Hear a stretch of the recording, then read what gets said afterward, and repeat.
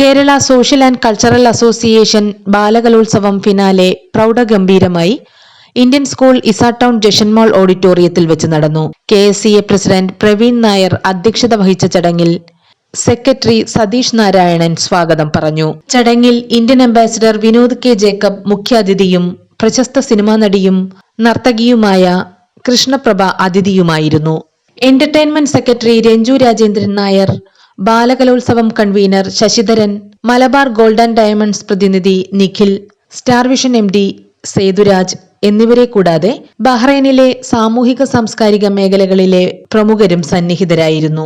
600-ലധികം കുട്ടികൾ 140-ൽ പരം ഇവന്റുകളിൽ മത്സരിച്ച KSCA Balakalolsavam Kalaprathibha, Kalathilakam, Balathilakam, Balaprathibha, Natyaratna, Sangeetharatna, group champion, KSCA special award നേടിയവർക്കും 1, 2, 3 സ്ഥാനം നേടിയ എല്ലാ കുട്ടികൾക്കും ട്രോഫിയും സർട്ടിഫിക്കറ്റുകളും നൽകി.